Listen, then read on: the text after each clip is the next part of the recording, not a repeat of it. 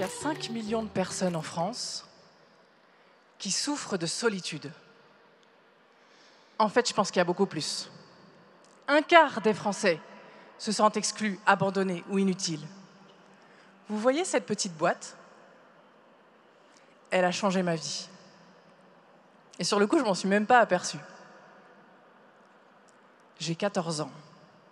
Je vais rendre visite à une dame qui s'appelle Marcelle Bon. Elle est malade.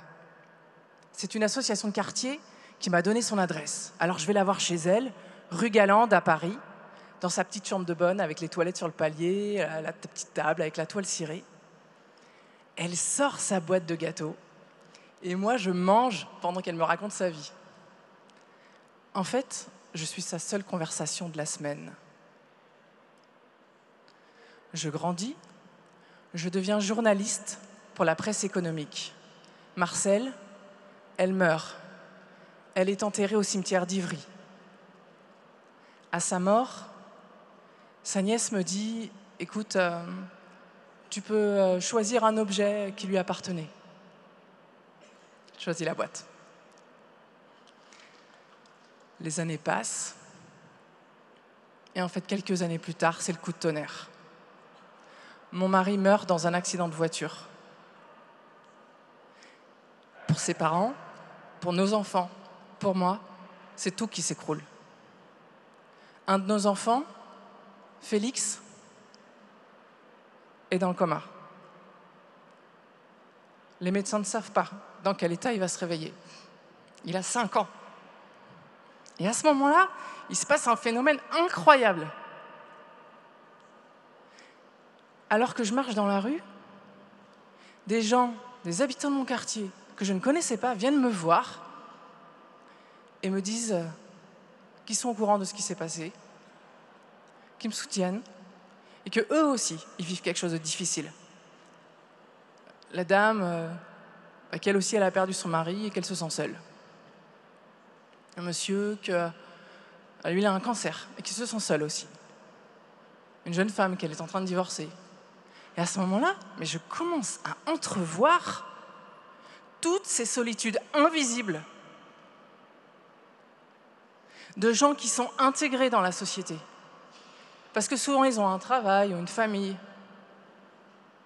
mais qui se sentent seuls au milieu des autres.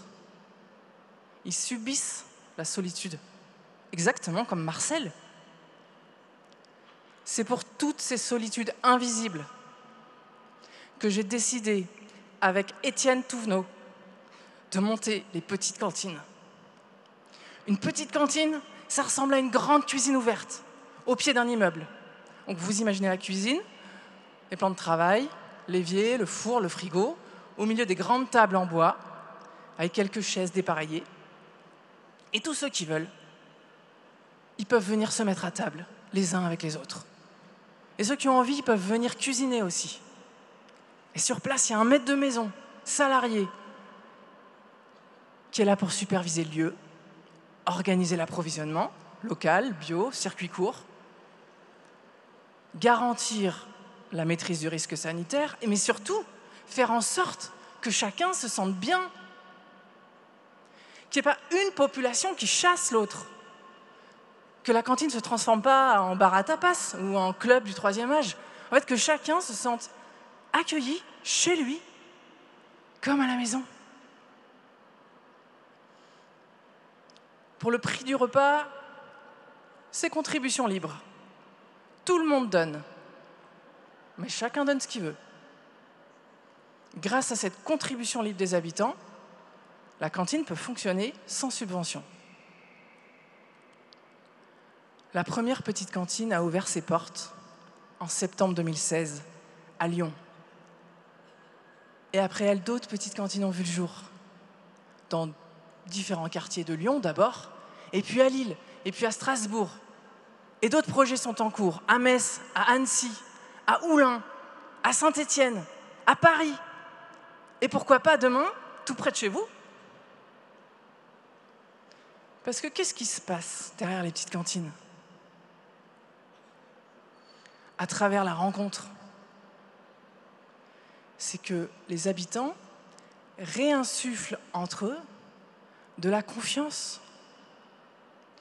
et que petit à petit, on est en train de passer, mine de rien, d'une société fondée sur la performance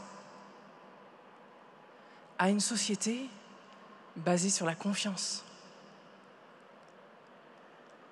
Imaginez que le lien social, c'est un peu comme un muscle. Si on s'en sert pas, il s'atrophie. Mais si on le stimule, il se réveille, il devient fort, on peut s'appuyer dessus. Alors, quand on réinsuffle de la confiance, c'est un peu comme si on faisait un massage cardiaque au lien social. Et ce massage cardiaque, aux petites cantines, ça passe par des petits gestes tout simples.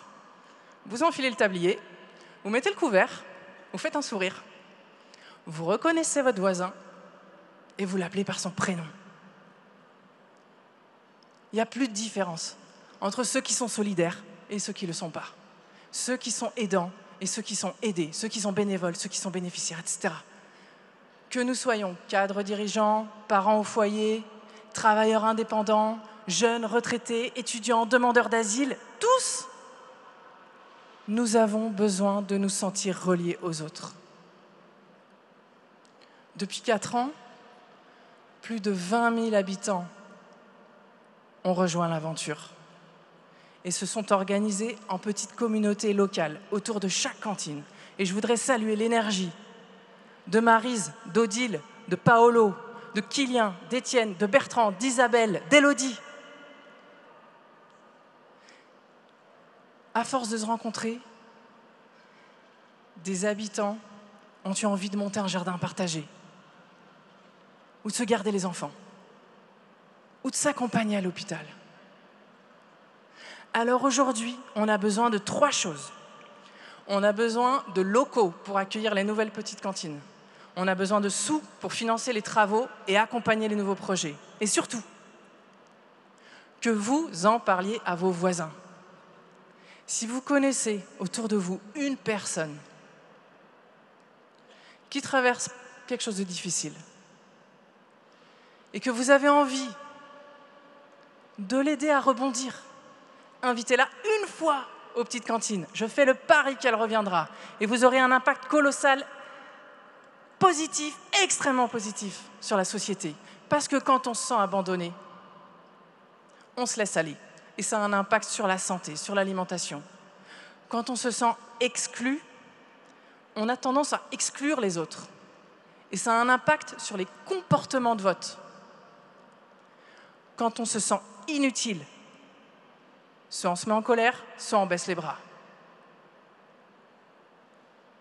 Vous vous demandez pourquoi cette boîte, elle a changé ma vie? Le jour où on a ouvert la première petite cantine à Lyon, on s'est rendu compte qu'il nous manquait un pot à crayon sur le tableau pour accueillir les adhésions. Alors j'ai regardé dans mes placards et je suis tombée sur la boîte. Et là, j'ai senti mon cœur battre à toute vitesse. Mais Marcel, je l'avais complètement oublié.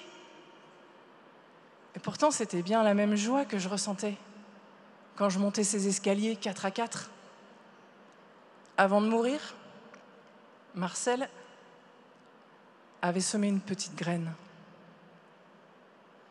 Et la tige venait tout simplement de sortir de terre. Merci Marcel.